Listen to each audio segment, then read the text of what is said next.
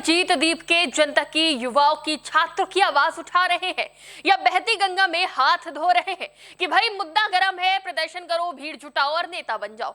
ये सवाल दीपके के बयान के बाद से उठ रहे हैं। एक के बाद एक बयान दीपके की लोकप्रियता ही नहीं बढ़ा रहे बल्कि उनकी सियासी जमीन भी तैयार कर रहे हैं। नमस्कार, टीवी 24 नेटवर्क देख रहे हैं आप, मैं हूं आपके साथ शिखा मेहरोत्रा।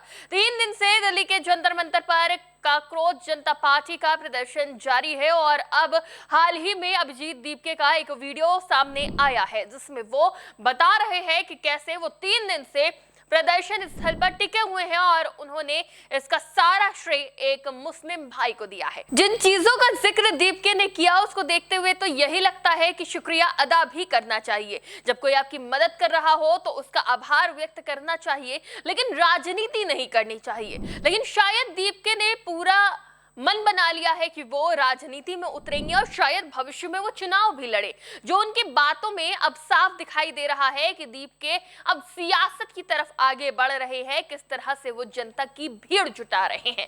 जंतर मंतर से दीपके का जो वीडियो सामने आया है उसमें वो कहते दिख रहे हैं कि हम यहाँ 3 दिनों से बैठे हैं और हम यहाँ जुनैद भाई की वजह से ही बैठ पा रहे हैं। वो पूरे दिन हमें चाय, पानी और खाना देते हैं। अभी भी वो हमारे लिए गर्मा गर्म पकौड़े बनाकर हमें खिला रहे हैं और अगर मोहम्मद भाई ने हमारा साथ ना दिया होता तो क्या यहाँ हम 3 दिनों तक बैठ पाते? ये सवाल दीपके ने किया है। दीपके की बातों में आभार के साथ साथ मुस्लिम समुदाय का समर्थन जुटाने की राजनीति भी अब साफ नजर आ रही है। वीडियो में साफ देखा जा सकता है कि जब दीपके ये बयान दे रहे हैं तब वहां कई लोग मौजूद हैं, लेकिन वो प्रदर्शन में टिके रहने का पूरा श्रेय मोहम्मद भाई को देते नजर आए हैं। हम मानते हैं कि कोई आपके खाने पीने का इंतजाम कर रहा है, आपको खाना पीना मुहैया करा रहा है, लगातार आपकी मदद कर रहा है तो उनका धन्यवाद करना जरूरी भी है। पर सबसे बड़ा देशभक्त कह देना, क्या ये बहुत सही था? जिस तरह से यहाँ पर दीपके एक मुस्लिम भाई की जो उनकी मदद कर रहे हैं, उनकी तारीफ कर रहे हैं, उनका शुक्रिया अदा कर रहे हैं, उससे साफ नजर आ रहा है कि ये सिर्फ शुक्रिया अदा नहीं किया जा रहा है बल्कि यहाँ पर एक समुदाय को अपनी तरफ करने की एक कोशिश भी है। और अब दीपके का यही तरीका देखकर सवाल उठ रहे हैं कि क्या वो सच में नीट और सीयूईटी को लेकर प्रदर्शन करने ही आए हैं या फिर अपनी राजनीति चमकाने।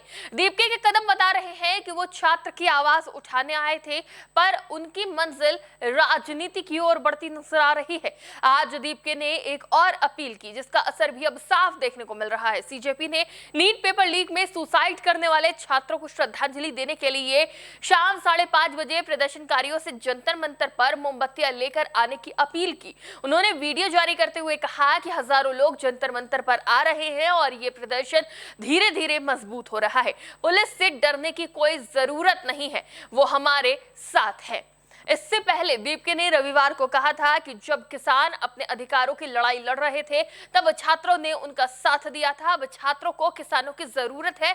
उन्होंने देश भर के किसानों से जंतर मंतर पर पहुंचकर आंदोलन में शामिल होने की अपील करी, यानी कि वो किसानों को भी अपने इस प्रदर्शन में जोड़ रहे हैं, छात्रों को भी इस प्रदर्शन में जोड़ रहे हैं, धीरे धीरे अपनी ताकत बढ़ा रहे हैं।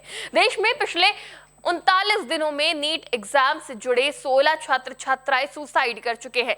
हैदराबाद में शनिवार को 19 साल की नीट अभ्यर्थी शेख सना ने आत्महत्या कर ली थी। मौके से एक सुसाइड नोट भी मिला है। पुलिस का मानना है कि वो परीक्षा के दबाव में थी। सना नीट री एग्जाम में शामिल भी होने वाली थी लेकिन वो इस एग्जाम में भाग नहीं ले पाई। वो दबाव के चलते अपनी जिंदगी को खत्म कर बैठी। लेकिन यहाँ पर ऐसे ही छात्रों और जो युवा है उनके भविष्य को लेकर क्या राजनीति हो रही है? देखिए, ये सवाल इसलिए है क्योंकि आवाज बनकर जो पार्टी आती है वो अचानक से अपने प्रदर्शन को लगातार बड़ा करती नजर आ रही है। किसानों को इसमें जोड़ा जा रहा है, युवाओं को जोड़ा जा रहा है। पहले सोशल मीडिया कैंपेन चलाया जाता है और अब जमीनी स्तर पर उतरकर आवाज उठाई जा रही है। लेकिन जो आवाज उठाने का तरीका है वो अब सवाल ये उठा रहा है कि क्या ये सच में सिर्फ आवाज उठाने का कोई तरीका है? अगर आप छात्रों की आवाज उठा रहे हैं तो इसमें किसानों की क्या जरूरत है? आप किसानों को भी जोड़ रहे हैं। क्या सिर्फ सरकार को घेरने के लिए ये भीड़ जुटाई जा रही है? तो आपको बता दें कि सीजेपी पिछले 15 दिनों में 8 शहरों में प्रदर्शन कर चुकी है, जिसमें पुणे, लखनऊ, अमृतसर, हैदराबाद, बेंगलुरु, जयपुर, नागपुर और अब नई दिल्ली शामिल है। दिल्ली के जंतर मंतर पर 20 जून से सीजेपी का प्रदर्शन जारी है जिसमें सोनम वांगचुक भी पहुंचे थे। 15 मई को एक मामले की सुनवाई के दौरान चीफ जस्टिस ऑफ इंडिया की एक टिप्पणी के बाद कॉकरोच जनता पार्टी अस्तित्व में आती है, जिसमें उन्होंने कहा था कि कुछ बेरोजगार युवा कॉकरोच की तरह होते हैं जो बाद में मीडिया, सोशल मीडिया या आरटीआई एक्टिविस्ट बनकर सिस्टम पर हमला करते हैं। जिसके अगले ही दिन सोशल मीडिया पर अमेरिका में रह रहे अभिजीत दीपके ने कॉकरोच जनता पार्टी के नाम से एक पेज बनाया और इस टिप्पणी के खिलाफ आवाज उठाई। फिर नीट पेपर लीक के बाद 22 मई को केंद्रीय शिक्षा मंत्री धर्मेंद्र प्रधान के इस्तीफे की मांग भी शुरू कर दी गई। शुरुआत में जो सोशल मीडिया कैंपेन युवाओं और बेरोजगारों की आवाज बनकर उभरा था, आज वो राजनीतिक रंग लेता नजर आ रहा है। अभिजीत दीपके नेताओं की तरह बयान देते नजर आ रहे हैं, अपने प्रदर्शन में भीड़ जुटाते नजर आ रहे हैं। तो क्या यही होगा सीजेपी का भविष्य? क्या जो एक आंदोलन की शुरुआत कर रही थी, जो युवाओं की और छात्रों की आवाज बनकर उभरी थी, क्या वो भी अब देश में राजनीति ही करती नजर आएगी? क्या वो भी जनता की भावनाओं से खिलवाड़ करेगी? कि कोई सच में कभी जनता की आवाज बनकर उभरेगा? आपको क्या लगता है? अपनी राय हमें कमेंट बॉक्स में जरूर दें। फिलहाल के लिए देखते रहिए टीवी 24 नेटवर्क।